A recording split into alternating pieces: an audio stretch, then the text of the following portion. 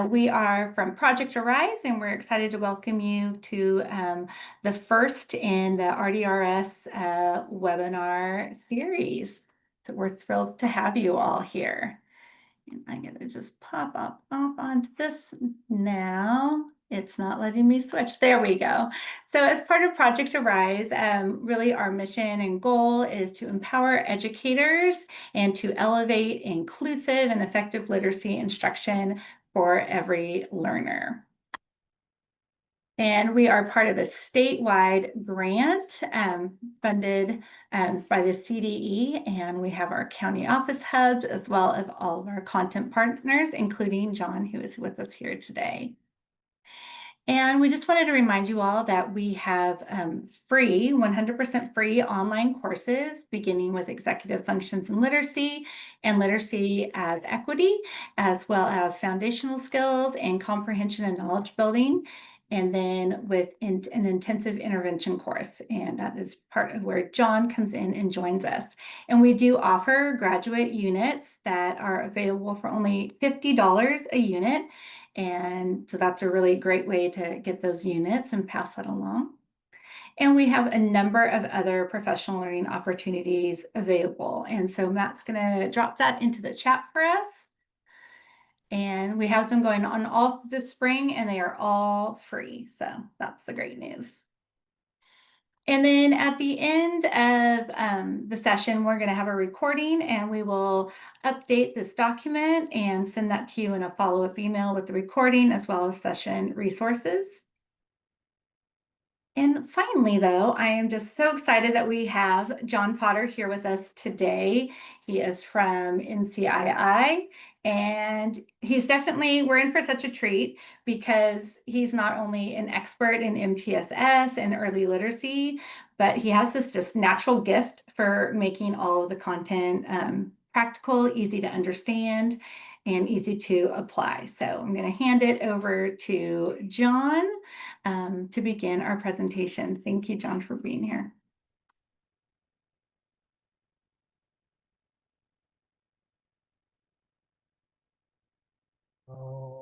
All right. Are we seeing my screen now? Yeah. All right. Well, yeah, it's good to be here. Thank you, Jennifer, for the introduction. Happy to have the opportunity to talk with you all today about something that I think is an important piece of, making sure that all kids are successful in terms of literacy and beyond. So talking about screening today, I'll share a little bit of info just around the screening series about kind of what we're gonna talk about today, as well as where we're kind of headed. For future webinars. All right.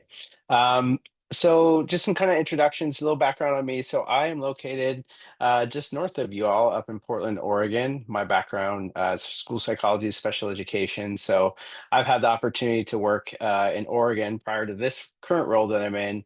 I worked for 13 years as a statewide MTSS coach focused on early literacy. So we had the opportunity to work with about 100 school districts across the state of Oregon, both big and small, to build multi-tiered systems and support educators to use data to drive instruction across tier 1, 2, and 3. And so that's where a lot of my experience comes from, is getting the opportunity to work with a lot of just really fantastic educators across the state and see how this can look very different. From big districts to small districts to rural districts to suburban districts. So a lot of what I talk about, is information and content that I've been able to pick up through just getting to work with a lot of great folks. So you can see, my experience there and my kind of expertise. But I want to get a sense for just, who's in the room with us today. So if you want to just go ahead and type in the chat there, just, real quick, your name, your role, where you're from, your school or district or organization that you're with. And then just, as we kind of come out of summer here, I know in Oregon, we've been back to school for a few weeks now, but one thing that you did this past summer that brought you joy. So while you're typing, I'll share mine. The thing that brought me joy this past summer was we got to take our kids. I have a 3-year-old and a 7-year-old down your way to San Diego to go to Legoland. So my 7-year-old's dream vacation, his lifelong ambition, as short as his life has been, was to go to Legoland. So just a really fantastic time for all of us. So go ahead and put in the chat name, role, school district, and then what you did that brought you joy. I'll give you a second there so I can see kind of who's with us.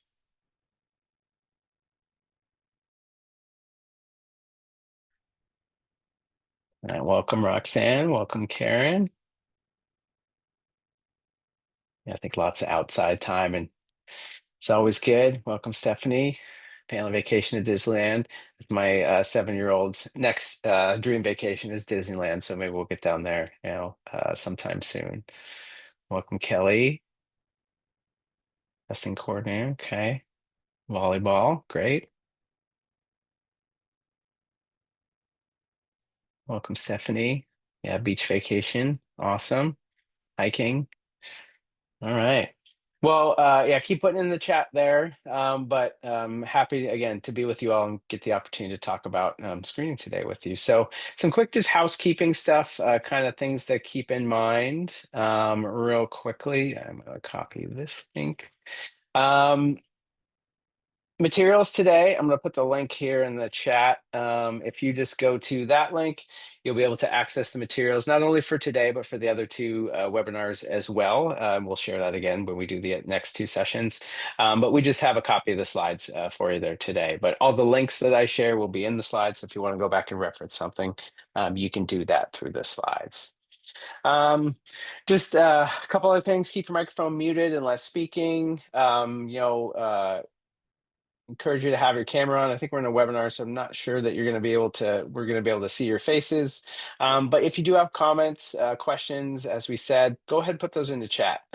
We would love to hear from you all as we, all ask some questions today and hopefully get a chance to interact a little bit. So use the chat for questions, sir. All right. Actually, John, So, we're going to have people use the Q&A oh, for perfect. questions, if that's okay. Thank you. Yeah, no, that works. Forgot we're on a webinar here, so yeah, Q&A works. All right. So a little bit of kind of my background now. So as I mentioned, I previously worked for Oregon and Oregon Response to Instruction Intervention. Now through this role, I work with the National Center on Intensive Intervention. And you may be familiar with the materials and the resources that we have, but National NCI has been around for I think about 15 years now. We're in our final year of our third iteration of being funded through the Office of Special Education Programs, and our mission and vision is really around how do we support educators, communities, professional development providers, really to support kids with the most intensive needs, both academic and behavioral needs, through a process that we call data-based individualization. And I'll talk a little bit more about what that is, but you can kind of see graphically what the steps of that is. So that's kind of our angle and our lens that we are, coming from. And so today, really, we're going to talk about a few things. We're going to talk about just overall purpose and key features of reading screeners. So general idea of what reading screeners are and what are the features that they should have. We're going to talk about some mindsets for how we collect and use screening data that are going to be important to ensure that really the screening process and the data is used in an appropriate way. And then we'll just introduce the topic, importance of how we engage families in the screening process. We'll also come back to this in the third webinar, but want to kind of just highlight, some kind of overall features and key things to consider in that. Having said that, I do want to kind of preface today with we are really going to talk about general features of screening.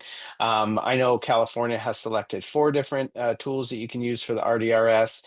They're all fantastic tools. They all meet the criteria that we're going to talk about today. But I'm not going to be able to get in too many specifics about each of the screeners. I know some of them. I don't know all of them. But I do think, and I'll share the link in the chat or in the slides are toward the end. I do think the guidance that the Department of Ed in California has provided is quite good. So they have some nice frequently asked questions and some nice resources for you all to follow up to learn more about the individual screeners. But at least we're starting from a place where really good tools are in place, so you can't go wrong with whatever you're selecting. All right. And then I like to just kind of preface, a lot of my presentations just to kind of highlight today what to expect. Expect to hear some new information. Like hopefully you're going to hear something new that's going to, learn something, be able to take that back to your school or your district. You probably also hear some stuff that's review. I mean, many of you have maybe been already been doing screening. Maybe you did screening before the RDRS requirement. Maybe you did your first round in the fall. But there is background knowledge that we're going to build on today. So hopefully you will be affirmed in the already good practice that many of you are doing. And then some information may challenge you. You know, you may hear something in a way that you hadn't thought about. Maybe something I say that you may need to chew on for a little while just to kind of think about it. Not to say it's like a right or wrong answer. Oftentimes when we talk about like MTSS, and screening, it's a system and it can look a little bit different from place to place. So just be aware that some things may, just may need to think about for a little bit. All right. So this is the just kind of outline for the series that we're going to have. So today we are in session 1, and we are really focused on just again overarching, understanding what a screener is, what a screener isn't, and how we might begin to think about using it. Session 2 next month, we're going to talk about collecting quality data. So really logistics. How do we make sure that we have a process that collects accurate and valid data with reliability? Because a lot of times we want to go from selecting a tool all the way to, all right, let's use it, let's get the data so we can make decisions about kids. But there's a lot of things that we need to consider in terms of logistics that make it so that we have accurate data to make decisions on. Because if you don't have well collected, high quality, accurate data, a lot of the decisions we make are compromised to some extent. All right. And then the last session, we're going to dive into more depth. How do we use the data? So we're going to talk about like how do we look at to evaluate tier 1 as well as how do we use it to identify students who need additional supports like a tier 2 or tier 3 intervention. And then again, we'll talk a little bit more about how to communicate with families, engage them in the process. So that's kind of the overarching. We're going to go from today, just what are screeners? Next session, how do we collect them? And the last session, how do we use the data? All right. So in the chat, if you will, just give me like a 1 to 5. Where do you fall on this scale? Your experience with reading screeners could be the RDRS, could be reading screening previously, but put a 1 in the chat if you have little to no experience with reading screeners, and a 5 in the chat if you have significant experience, including administering them and using the data, and then something in between. If you're a 2, 3, or 4, that's fine too. Just where do you kind of see yourself at on that scale? Right. Some folks in the middle there, 3, 4.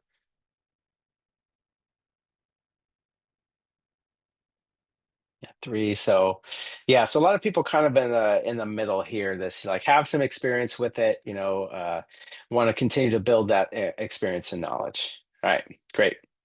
Um, so I want to frame this in terms of thinking about this idea of database individualization. So again, I talked about it's this process through NCII that's an evidence-based process based on decades of research about how do we support students with the most intensive needs. So it's a way to really integrate practices, so interventions, assessments, and strategies to really support our kids who have significant needs. And today we're going to be talking about specifically kids who have significant needs around literacy. And so with this process, it's a 5-step process that we go through. And we're going to talk about some of these features a little bit more than others. But the first step is really for kids who need additional support, we want to provide a validated intervention delivered with fidelity. So for kids with early literacy needs, that's providing a reading intervention to students who need it to give them that little extra boost to be able to become proficient readers.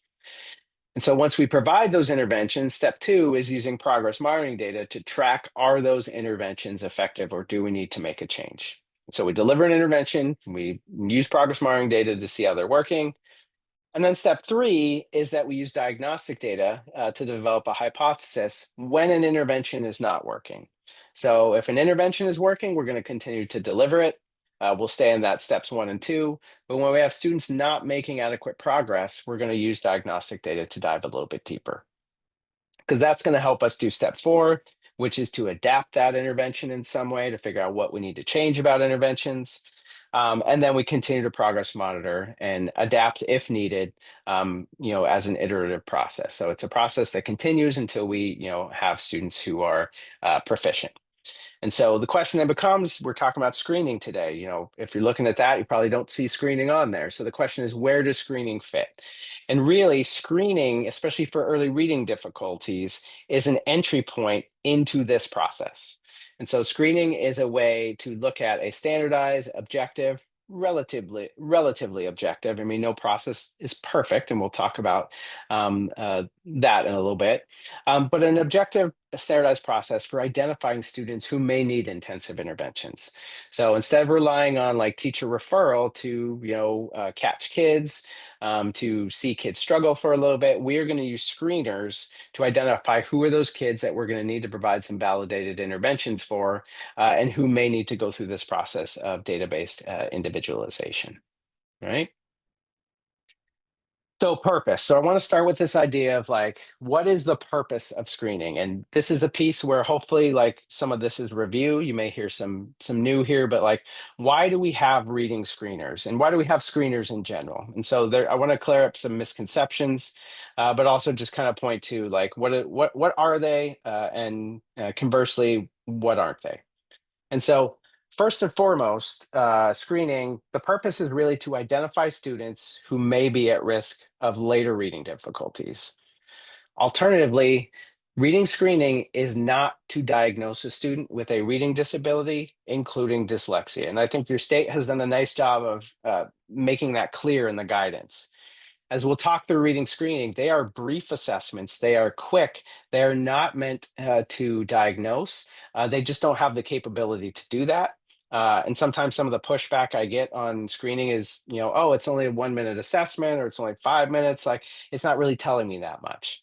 And it's not intended to. It's intended to tell you, do we have a student that shows some of the risk factors of maybe developing a reading disability, including dyslexia. So we're not diagnosing kids, but we do need to use this to identify kids who may develop some reading difficulties. So that's the first purpose.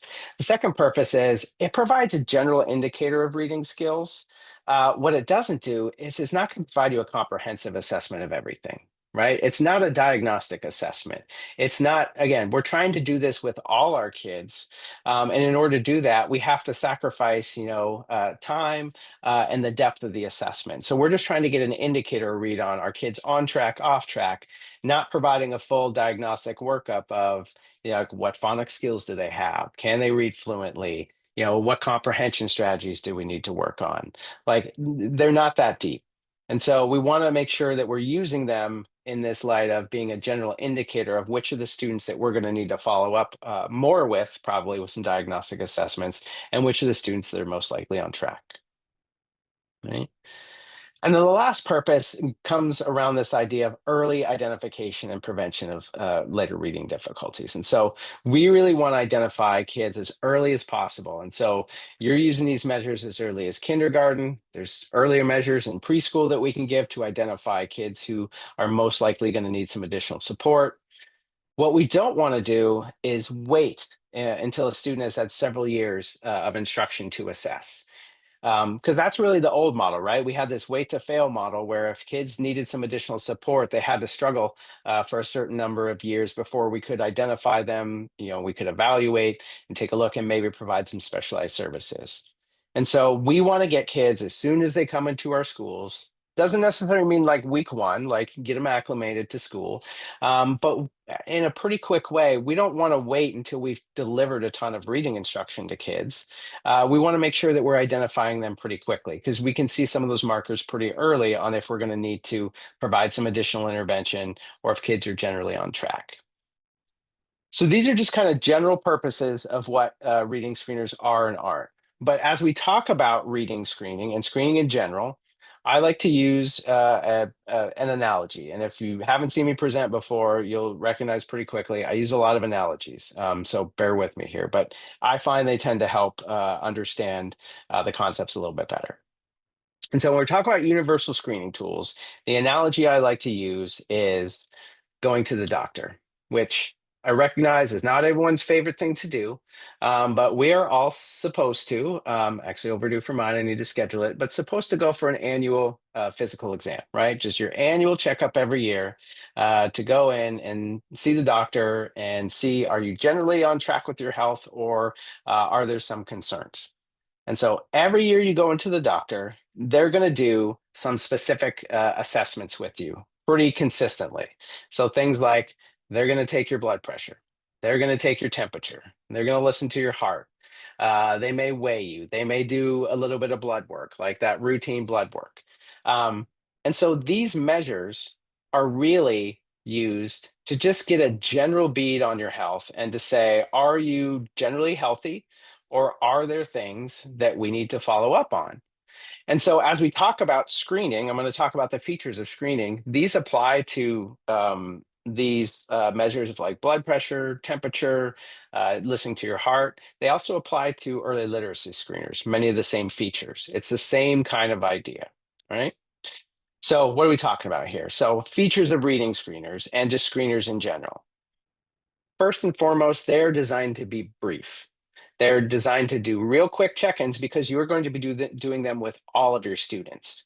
If we're not screening everyone, then we're going to be missing kids probably that we may need to follow up on. And so screening measures are brief, just like taking your temperature is quick, taking your blood pressure is quick. It's not a full diagnostic assessment, but it's really quick to tell you, do we need to be concerned about something, or are you generally on track? So they're brief. They also are consistent. And so this idea of reliability. So if I go to my doctor and they take my temperature, they weigh me, they take my blood pressure, they do my blood work, I am going to get the same results as if I go to my wife's doctor and get all those same assessments done. Because blood pressure is blood pressure. They use similar equipment, right? They use similar measures to measure all those things. Now there may be like with scales, like obviously maybe there's a little bit of different play and what those are registering and measuring you as. But in general, they're consistent over time. And so our screening measures should be the same thing. So reliable screening tools mean if I give the assessment to a student and you give the assessment to a student on the same day, we're generally going to get the same results. Not exactly the same, it may be a little bit off, but generally we're going to get a similar measure. Because if we give assessments that it matters who gives it, then those scores can vary pretty wildly, and then we don't get accurate scores for kids. And so we want scores that are reliable. All of the RDRS approved measures, those are all reliable measures. But with reliability goes this idea of validity as well. We don't just want something that measures the same thing over and over again and is consistent. We also want something that is accurate, right? Like if I have a scale that I step on that is set 10 pounds down, and every time I step on it, it says I weigh 10 pounds less. That's reliable. Like that's yes, it's going to tell me the same thing every time, but it's not valid. It's not accurate. And it's not telling me what the actual, true measurement is. And so valid screening tools have strong correlations between the screener and a valued outcome. And so for reading screening, what that means is kids who do well on these reading screening assessments do well on future reading assessments. So kids who can, and we'll go through some of the measures, kids who can identify letter sounds, kids who can read fluently and accurately, kids who can decode simple words, kids who can identify the sounds in words. Kids who can do those things in kindergarten, first grade, and second grade typically do well on more high stakes, larger reading assessments and are proficient readers as they get older. And so there's strong correlations between doing well on these assessments and doing well on future reading assessments. And so they're reliable, they're valid, they're also an accurate predictor of risk status. And so what that means is these assessments have cut points or scores built into them that tell you if you score in this range, you are generally going to be fine. You're going to be a proficient reader if we continue to give you high quality tier one instruction. If you perform in a lower range, they're going to be pretty consistent in being able to tell you that you are most likely not on track to be a proficient reader. And so, unless we give some additional support to you. And so they're going to be accurately predicting, where you're at. And in general, like we'll talk about, like there's no perfect prediction. There's no assessment that's going to tell you 100% of the time yes or no. But these measures in general have scores built into them that we can say with confidence, students who score in this range are either going to be fine, or we're going to need to provide some additional support in order for you to become a proficient reader. Right. And the last one is typically administered to all students more than one time a year. So ideally you want fall, winter, spring. I know that some of the RDRS measures are not necessarily done multiple times a year, but in general, most screeners are given more than one time a year because we want to make sure that we're identifying students who may seem like they're on track at one point, but may fall off track at another point. And so we want to be able to track progress over time by giving those measures across time. So, and that's right. While I don't go to the doctor 3 times a year for my, checkup, I go yearly. So they're tracking my progress over time to make sure, like, if my blood pressure is high, it's coming down, or if I, have consistent numbers over time. Right. So those are general features of screening tools. But for reading screening, these are some of the typical measures that you would see. And again, like the RDRS screeners, they have some of these in them. They may have some additional measures. They may have less than this. But in general, these are some of the measures. And I just want to go through some examples of what some of these measures like are doing, how we score them, how we look at them, but just generally, what do these measures kind of look like?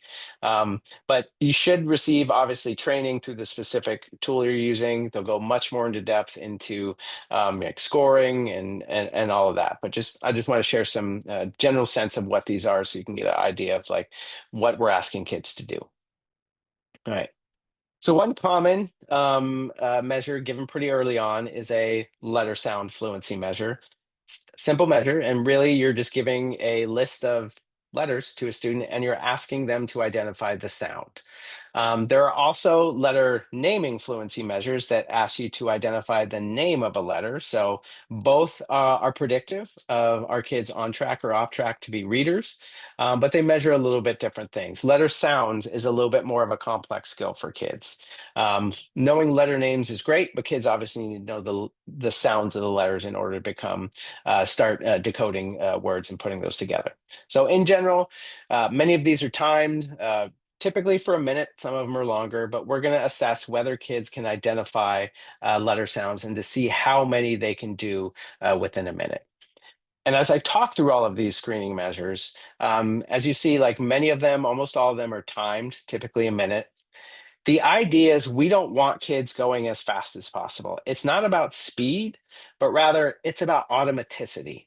It's about it should be natural for kids. Kids should be able to identify the sounds pretty quickly and automatically because if kids have to, spend a lot of cognitive energy and time thinking about each individual letter sound, they don't have cognitive energy left for higher order skills like blending those sounds together, like reading words fluently, reading phrases, and ultimately the goal of reading, understanding what they're reading. And so we want to measure automaticity for kids to be able to know, can you do this skill relatively automatically?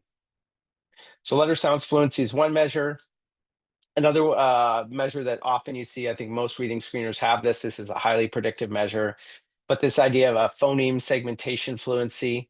And so for this, the tester administrator is going to say a word out loud. So maybe we say pack, and we're going to ask the student to tell me all the sounds in the word pack. And what the student does then is they will give you the sounds back. And the score for this is typically how many sound segments the student can produce. So for pack, we know that there's 3 phonemes. Phonemes are the smallest level of unit in terms of phonological awareness. So being able to identify individual sounds, not necessary for each individual letter, because as you see, like CK, that's one sound together. But the idea is you want students to be able to tell you individual sounds. Say the sounds are ah, so they would get 3 points for that. They could also get points if they're blending some sounds together. So an early reader might start to identify the initial sound and then the rest of the word. So they might sound, instead of saying pack, they would say ack. So they would get 2 sound segments for that. So the idea is we're seeing how fluent and automatic our kids with being able to break apart and hear language and produce the sounds. This is a very important skill for readers. Readers need to be able to hear the sounds of language and be able to break it apart because this is the beginning of spelling, right? We need to be able to map sounds onto written letters and written letter combinations. And so if kids can't hear the sounds individually and produce them, they're going to have a real hard time with reading and especially with spelling. Right, so that's a phoneme segmentation measure. Um, some, not all, reading screeners have a, word identification fluency. So this is a simple measure of we just give real simple words and we ask kids to identify the words on the list. Again, they may get like a minute to do this. These are common, words. So selected from like the Dolce 100 high frequency word list or something like that. Really basic words that we want to see if kids identify these words because we want to know how big like kids like a bank of letter sound or words is, and so it's a nice early predictive measure.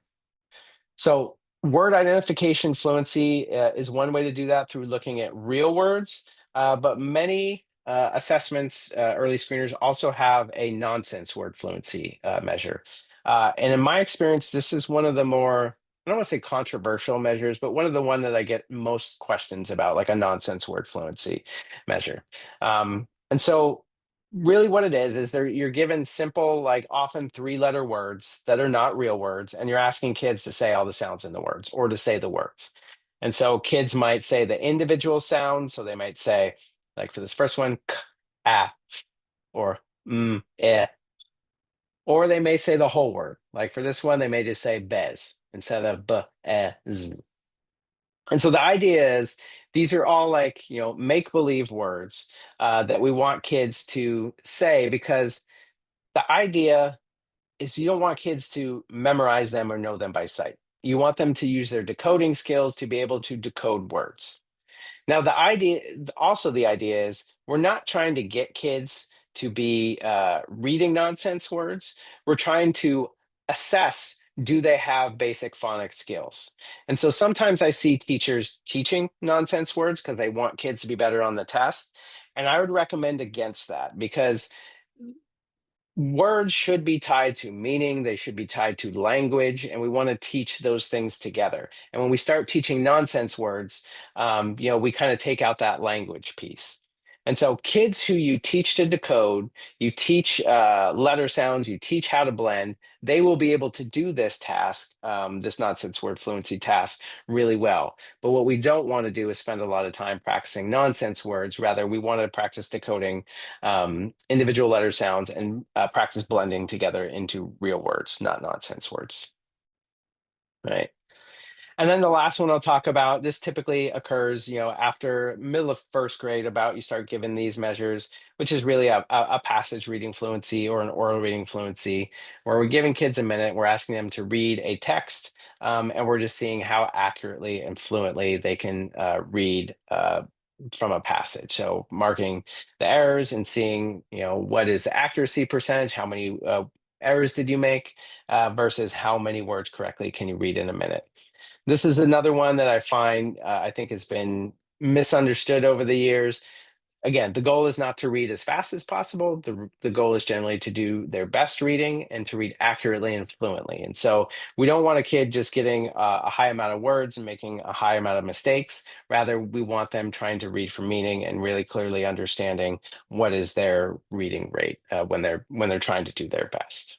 So this is a little bit more higher level skill. This one typically goes all the way up to eighth grade. You can assess oral reading fluency. All right. So I want to pause there and just have you put in the chat there. What are some of the measures on here that you are familiar with or you have used before? And maybe it's one I didn't talk about, but what are some of the measures that you currently use or have used for screening for students? Yeah, second there.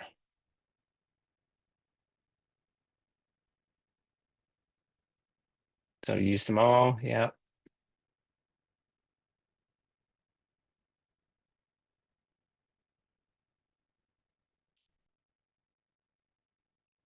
Yeah, use them at different times.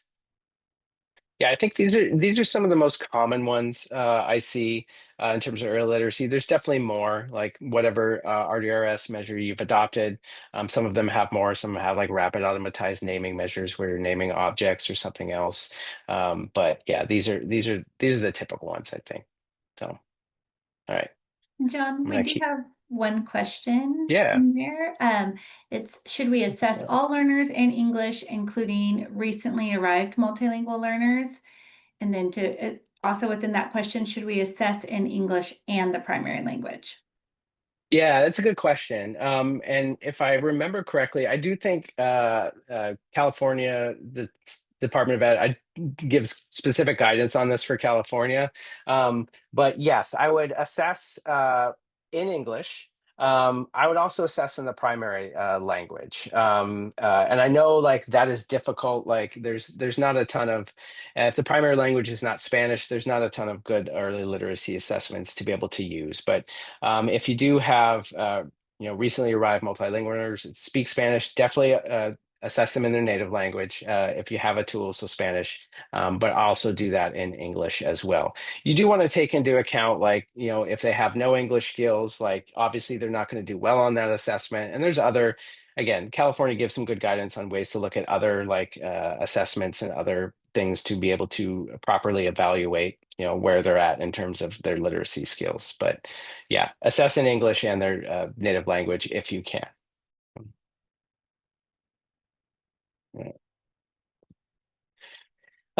So we think about the purpose, and we talked about a little bit of the purpose of screening, but in general, like in terms of using the assessment data, there's a couple different ways that we want to think about using screening assessment data. And so the first one I'll talk about is, and this is really important for the RDRS specifically, is that we use it to identify and support students who will most likely need additional supports. And so if you've used a reading screener before, many times when you give that assessment, it will score all students, and you'll get a list that looks something like this that will say you've got these kids that scored in this green zone here that are generally on track to be proficient readers when given effective tier one instruction. You've got this group of kids here that scored in this yellow range that are at some level of need. Sometimes it's called some risk, sometimes it's called at risk, sometimes it's called emerging, below benchmark. There's different ways that different assessments describe this, but these students have some level of reading risk that we want to provide some additional interventions for. And then you've got students that show up in this lowest range here, this red range, that have the most intensive needs. So students who have the least amount of current skills and are going to need the highest level of support in order to be proficient. And so it allows you to start to see, like, how many students do you have who are on track, and how many students do you need to look at providing some additional interventions for. But we also need to understand that reading screeners are not perfect.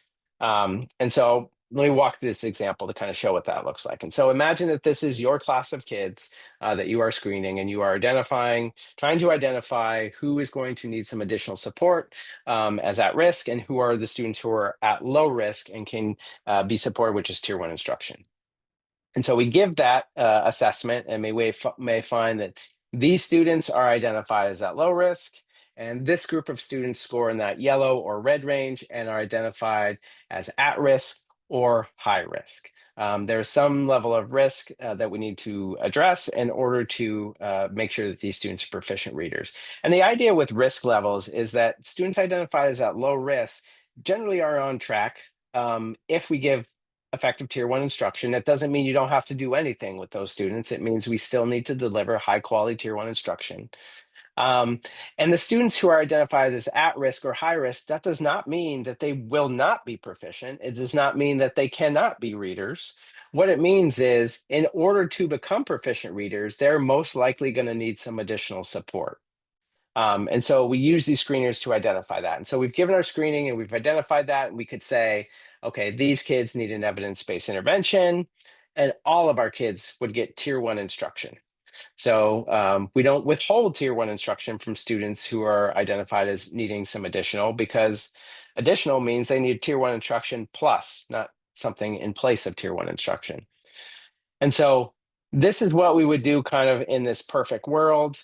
But we know like it's really hard to tell with absolute certainty who's at risk and who's not, because that requires obviously looking into the future and seeing what happens with these students.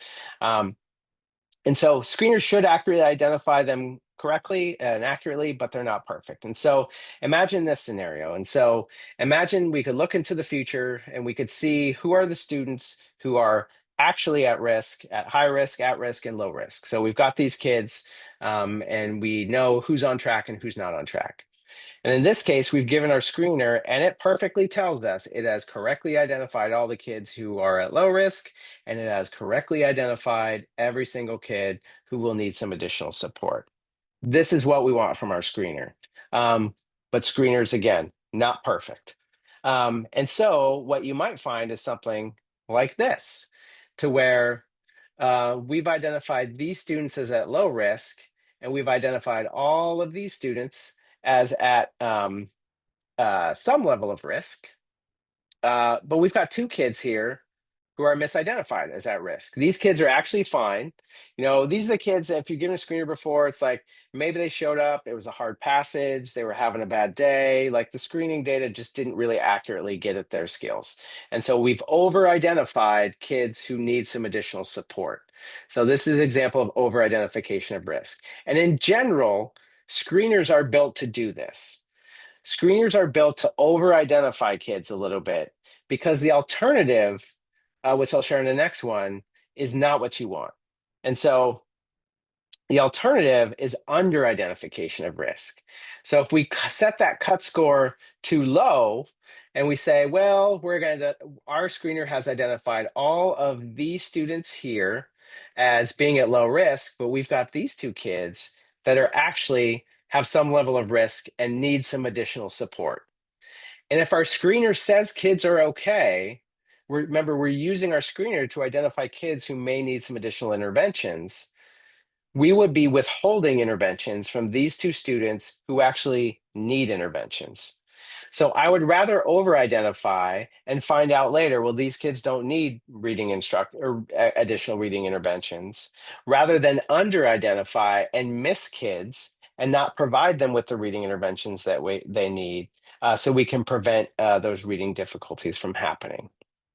So they're not perfect, but reading screeners, because they are so heavily researched, are still better than just using our own professional judgment on its own. And the way that I think about it is that screening data is a way to improve teacher judgment, not replace it. There is no replacement for teacher judgment, but we need to use objective screening data to help us become better decision makers. And here's a good example why. So this is a particular study that I'll share the results from, but this has been replicated a number of times. And so in this particular study, what they did was they gave a group of students, I think it's first through fifth grade students, so a bunch of students, they gave a reading screener. So they gave something like Dibbles to see what was their reading level. And then they asked the teachers to identify what the reading level of students were. So asked their teachers, were these students above benchmark, were they below benchmark, or were they well below benchmark? And they matched the two to see how accurate the teachers were in identifying the actual reading level of these students. Because remember, the reading screeners are highly correlated with future outcomes, so they're fairly accurate. But we want to know how well teachers were able to judge their own students' reading levels. And so what they found was that when they were asked to identify the student's reading risk level, teachers were right about 58% of the time. Meaning for all students, they were able to say that a student was in that red, yellow, or green, like which level were they in. They were right 58% of the time. So a little bit over chance, a little bit over 58%, they were able to identify students. But the concern with that is they were wrong 42% of the time. They did not identify a student's correct reading level 42% of the time. And so the next question is, which kids were they typically misidentifying? And what they found was typically teachers tended to overestimate students' abilities and were better judges of high performing versus lower average performing readers. And so here's what that looks like. And so for kids who were actually at low risk, they identified those students 71% of the time. So roughly 3 out of 4 kids who were actually at low risk, they said, yes, this kid's at low risk.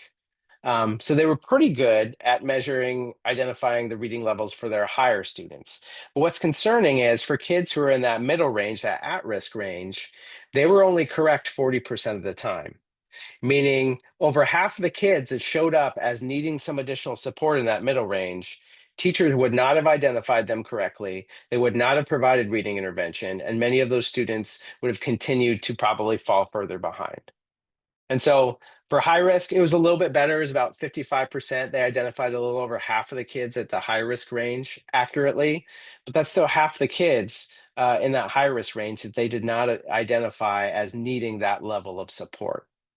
And so the idea isn't like we're not throwing teachers' judgment out completely, but we need to move beyond this kind of mentality of teacher referral and putting incumbent upon teachers to just identify kids to using a objective data source that's based on data, based on predictability to identify the students who are going to need some additional support.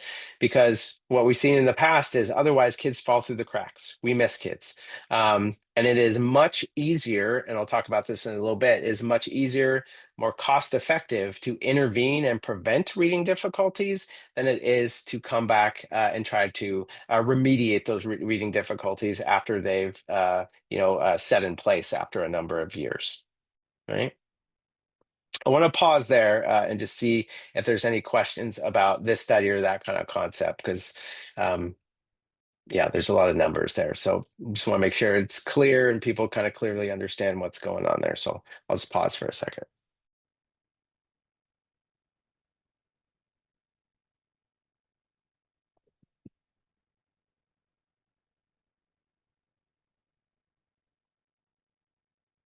All right, so keep going. So the idea then is we know these are perfect. We know that there is a little bit of like, I don't want to say inaccuracy, but level of it's hard forecasting where kids are at. Like, nothing's ever going to be perfect. But we know reading screeners are better than teacher judgment alone. Combine those two, and you get a pretty powerful assessment. But the idea is we want to think about what do we do with screening data? Like, what are the next steps? How do we start to use it? Um, because depending on how we use it, it doesn't necessarily have to be perfect, right? And so I want you to think about like if you go to the doctor and you find out you are being identified as at risk for a certain medical condition. So say you go and they look at your blood pressure and they say your blood pressure's high.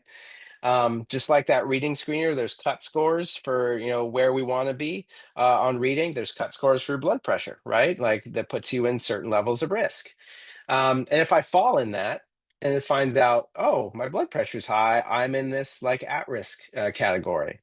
Like, what's the follow up with that? Like, they don't send you for like open heart surgery right away. They're not like jumping to like this immediate like diagnosing you with the condition and having this complex treatment plan.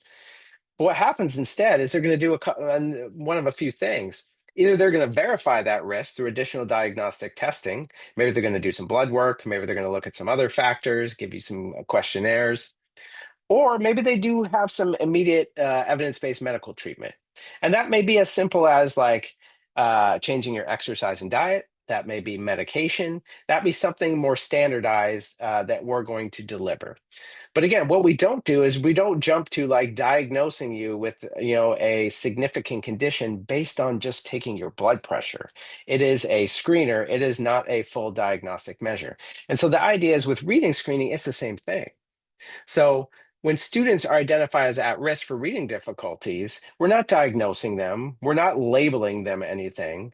But what we're going to do is we're going to either we're going to verify that risk with some additional diagnostic assessments or other assessments to make sure that this is telling us what we think it is. Or you're going to begin some evidence-based reading intervention. You're going to put them in a group and you're going to provide some additional intervention, be it on phonemic awareness, phonics, whatever, measure or whatever intervention is matched to whatever skills that they are needing. And so our screeners, while they are imperfect, we're not like, sentencing kids to long-term label or anything like that. What we're trying to do is just identify who's going to need some additional support. And this idea of like next steps, this aligns really nicely both with DBI as well as the guidance from California within the legislation. And so I just pulled this out. And so it says basically the local education agency shall provide the people with supports and services after they've been at risk, identifies that risk. That may include a number of things. That may include evidence-based literacy instruction focused on the pupil's specific needs. So that can occur within this validated intervention program. Honestly, that can occur within tier one. Like we should be providing tier one effective reading instruction to all our students. Um, can provide progress monitoring. So step 2 of DBI, progress monitoring. We're delivering an intervention. We're going to monitor progress. We can provide early intervention in the regular general education program or one-on-one or small group tutoring. Those are all ways to provide interventions. Or last one, further evaluation or diagnostic assessment, which is step 3 of DBI, or you can do that right away. You don't have to go through this intervention piece. Maybe you're delivering your reading screener. You need to provide some additional information around how do we intervene. Maybe it's a phonics screener, maybe it's a phonemic awareness diagnostic assessment, but there are other assessments that you can give. But again, the take home is we are not moving from screening to diagnosis. We are moving from screening to supporting the student so we can prevent reading difficulties. And reading difficulties happen for a number of reasons, right? Like they can happen because a student has a reading disability. One of those reading disabilities may be dyslexia. They can also happen because they haven't had adequate instruction. Reading difficulties also occur for students, was mentioned earlier, newcomers who don't have an English language background. That can be a cause of reading difficulties. So that doesn't mean we need to diagnose kids and label them. That means we need to support kids to develop proficiency in reading and understanding what they're reading in English. So the idea then is, screen and then intervene or provide some additional diagnostics before labeling or identifying students. All right. So the other piece here that we talk about screening is to evaluate the effectiveness of your tier one or your core instructional program. And so we talked about it as a way to identify students who need additional support, but we can also look at how many kids do we have that are showing up in this range of needing additional support.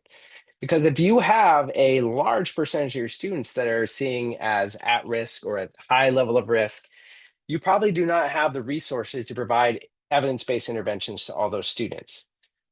But the good news is you probably don't need to. Rather, you need to look at your core instruction, and there's probably some inefficiencies or deficiencies in your core program and your instructional strategies and something that we're doing across the level of support for all our students. And so imagine you see something like this. So we've got the triangle of supports here, and we like to point out like very clearly, the tiers describe the levels of support, not students. There's no tier 1 students, there's no tier 2 students, you don't have tier 3 students. You have students who need a tier 3 level of support. You have students who need a tier 2 level of support. And every single one of your students is a student who needs tier 1 level of supports. But say we do that reading screening at the beginning of the year and we find we've got 40% of our kids who are at low risk, 25% at risk, 35% high risk. And so we want to look at improving tier 1 instruction. So maybe we work on tier 1 instruction and we find throughout the year we are increasing the percentage of kids who are at that lowest level of risk, those kids who are on track to be proficient readers. And this is why we want to give the screener multiple times a year if we can, because we want to track over time, are we improving the quality of our tier 1 instruction and decreasing the percentage of kids who are needing that individualized level of support. So that's an example of positive growth. Real quick, maybe in the chat here, just throw in the chat. Imagine you look at this data and you see in the fall we've got 50% of our kids on track at tier 1. In the winter we've got 40%, so we've gone down a little bit. We've got more kids who are at some risk, and we've got a few more kids who are at that highest level of risk. Just type in the chat here real quick. what's your reaction to this distribution of students across time? Like, what questions would you have? What actions might you need to consider? Just what are your kind of, first thoughts as you look at, this data from fall to winter in your screening? I'll pause.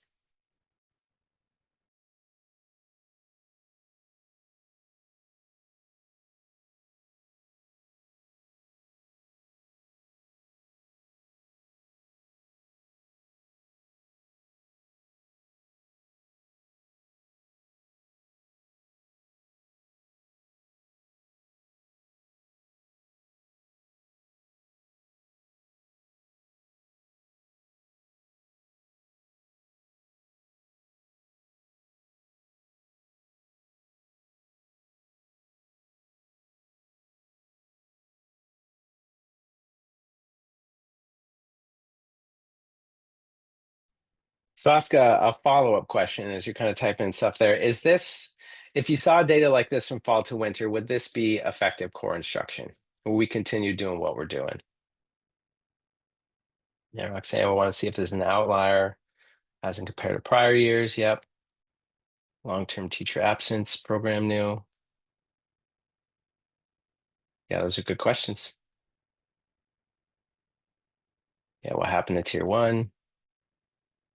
Something is not allowing us to access all students so they continue to grow. Yes. Question if teachers need support with their delivery. Yes, I would fully agree with that, Stephanie. Are the cut points changing from window to reflect growth and expectations up the year? Should the cut points for the three levels remain the same? So that's a good question, Kelly. With that, the cut points do generally change from throughout the year, but they change in a way that still they need to change because different cut points are predictive of kids being proficient readers. Like, reading this amount of words at the beginning of first grade is different than reading that same amount of words at the end of first grade, and they're going to be differently predictive. So yeah, they will change over time, but we should still see increases in the percentage of kids who are at that benchmark. But I think Stephanie's comment is on point, and what I would highlight is that when I see data like this, my first question always is, because we've got that decrease, what's going on in tier one, and how can we support these teachers? For whatever reason, like what's going on here. And this is a point that I'll come back to at the end when we talk about using data and looking at data. But this is it's an important distinction of how we interpret data, and where we assign kind of the cause of the data. So, all right. So these are kind of that's kind of just overarching, like, what is the screener? What's the purpose of the screener? I do want to share a few kind of mindsets to think about in order to make screening effective, because it's not just about like you got your RDRS, you go out, you follow the directions, you give it, you're good, right? You have to have certain mindsets for doing this work. Otherwise, it can feel like you're just checking boxes, and that's not going to be good for anyone. And so the first mindset I want to talk about is this idea of prevention and early intervention. And so we know with certainty that students who do not meet those early screening benchmarks are not likely to become future readers without intervention. The predictability is very clear. I've heard screeners and progress monitoring measures, which are similar, be described accurately as they're the closest thing we have to a crystal ball in education. You can give me some screening data for a kid in kindergarten, and I can generally forecast what they're going to look like in terms of their literacy skills in a few years if we don't do anything. And I always had a professor used to say, for kids who show up as at risk on early literacy measures, we can predict that they will not become proficient readers. But our job as educators is to ruin that prediction, is to provide intervention so that they do become effective readers. So the purpose is to prevent reading problems from happening, but we have to clearly understand that we have to screen and intervene pretty early. We cannot wait. We cannot say, oh, well, they haven't had a chance to have any instruction yet. We need to give them. Sometimes I see with kindergartners, some folks saying things like, well, I don't want to screen them until the winter because they haven't been in our schools. And I mean, To some extent, I see why that is, but we also lose the opportunity to identify kids at the beginning of kindergarten who may need some additional support through intervention. You could lose 3 months of instructional time where we could provide some additional intervention. And again, this goes back to the idea like, how do we see screening data? Being identified on a screener should not be something that causes stigma. It should not be like a student shouldn't be labeled anything, but rather we should want to identify things early. It's the same way we think about that medical screening, right? Like if I know I'm at risk for a significant medical condition, I want to know as early as possible, so I can change my lifestyle or get treatment to prevent that from happening. And so that kind of brings us to our second mindset, which is the idea that screening is the beginning of this process. There is so much more in screening that needs to happen. Screening just lets us know where we stand to help change our instruction. So the idea like screening data doesn't change outcomes for your kids. We do, like you do through instruction. If you don't do anything with that data, then screening isn't worth anything. So think about if I go again to the doctor and my blood pressure is high and I don't do anything, I don't change my lifestyle, I don't, maybe seek medical intervention or seek more information. There's no follow up to that.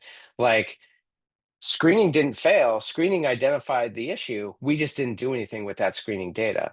And so we have to move on and make sure that we're collecting screening data and then using it to either provide intervention or follow up diagnostic data. What we don't want to do is just collect screening data because we have to, because the state tells us we have to. Yep, we collected that, we checked it. And, we have obviously like, student data now is kept in databases and on in clouds. But back when I started screening, like we had paper and pencil screening, and what I saw too many schools do is we would collect all that screening data and it would go in a closet somewhere, and no one would ever look at it. And that is a waste of time. It is a waste of money.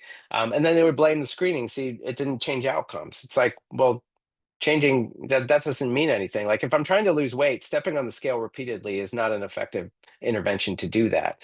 Like it may help to know, but unless I change my lifestyle, it's not going to do anything. And so screening is just the beginning. That's the second mindset. The last mindset is this idea of, to some extent, like you need to trust your screening data. Oops. There you go. You need to trust that your screening data is telling you what you think it's telling you, that it's accurate, that it's reliable, that it's valid. And I will tell you again, all of the measures that California has approved are high quality measures. They are accurate, they are valid, they are reliable measures. But we need to move beyond this idea of being afraid of screening data and really just following and listening to it. Like if screening data is bad, that should not be a reflection on you. That is not a reflection on the students. That is a call to action of what we need to do. And so screening data should be used to identify students who need more. Screening data should never be used to label students or alternatively to evaluate teachers. Screening is not a high stakes assessment, and I know like I'm happy to see California has given specific guidance on this. Like you should not be using your screening data as part of teacher evaluation. Going back to Stephanie's earlier comment about looking at that triangle going down, we have less kids. Our first thought wasn't, well, those teachers aren't good teachers. Our first thought was, well, maybe those teachers need some more help. Maybe they need some more support. And so we want to use screening data in that way. Otherwise, like wonky things start happening with your data collection. For example, when we use data in a high stakes way, sometimes we artificially inflate that data. Um, I've been guilty of it before too, where I've screened kids and I know, well, if I give them just a couple extra seconds, they're going to hit that benchmark and then they're going to feel really good about that. It's like, well, yeah, they feel good in the moment, but they're a student who actually has some level of risk and needs some additional intervention. And I've just prevented that from being possible because I've made them look okay. It's like inflating your blood pressure numbers. That make you feel better in the moment if your doctor tells you you're fine when you're not. But long term, like you're going to find out that you're not. And so when we think about screening, one thing I want to highlight, and this is counterintuitive, but the goal of screening is not for all your students to get a high score. The goal of screening is for all your students to get an accurate score, whatever that is. The goal of instruction is for all your students to get a high score. Like you want to prepare kids for it. But I just want to know where everyone's at because an accurate score lets me make a good decision for my next steps of what I need to do.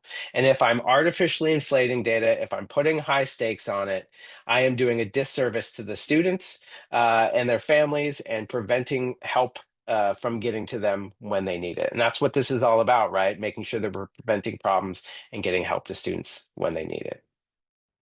All right. So last piece I want to talk about, then we'll kind of get to any last questions, is this idea of engaging families in screening. So we want to bring families in to be partners in this screening process. And so how do we do that? And again, California has given some guidance in terms of what specifically you need to provide for families. And so before screening, at least 15 days prior, you should be sharing these things. So the purpose of screening, you should be sharing what tools you will be using to give screening, when it will occur, and how information on parents and guardians can opt out if they want to. That is their right to do that. I would encourage them not to. And generally, what I find when we do a good job of informing our parents and talking to them about what that data is and how it will be used, they generally tend to want their kids to participate in that. But I will say, in the past, for actually not even in the past, currently, like for some communities and some groups of students and families, data has been used in inappropriate ways to withhold supports, to label, to stigmatize. And so some communities tend to opt out of these things. And so we want to be very clear about this is meant to provide support and help to students when they need it. And there's nothing wrong with showing up as needing additional support, but we want to intervene early so your students are on track. And so we want to provide all these things ahead of time.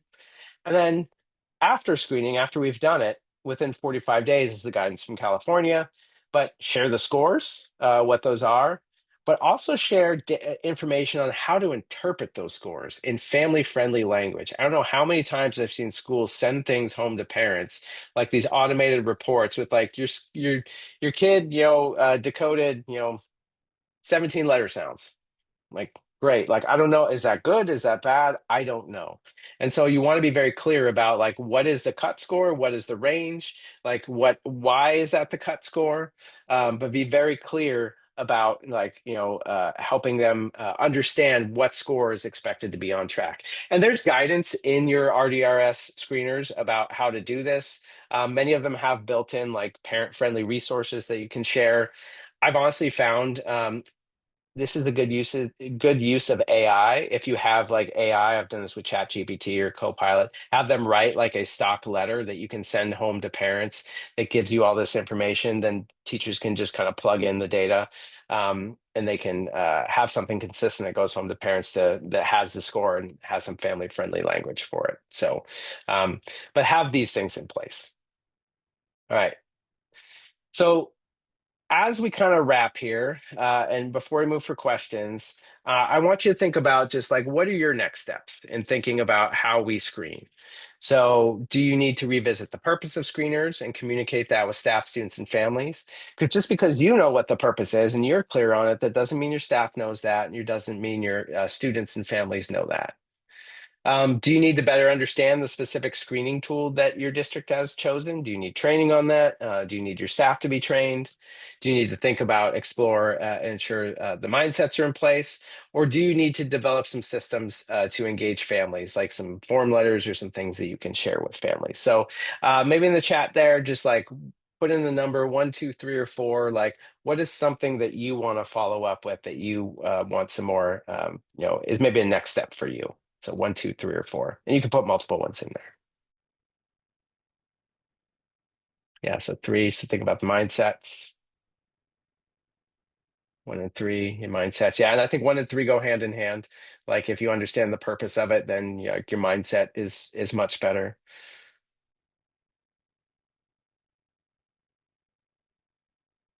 All right, anyone else?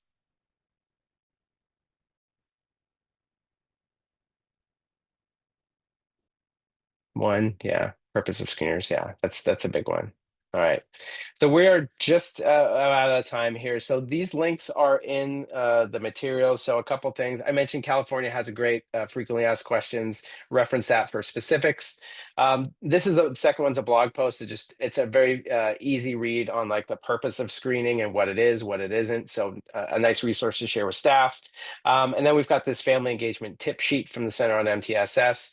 Not specific to reading, but give you some good resources and links to other resources about how to engage families and bring them into this process within a multi-tiered system. So with that, see if there's any final questions or if there's anything else that Jennifer or Matt, you wanted to add.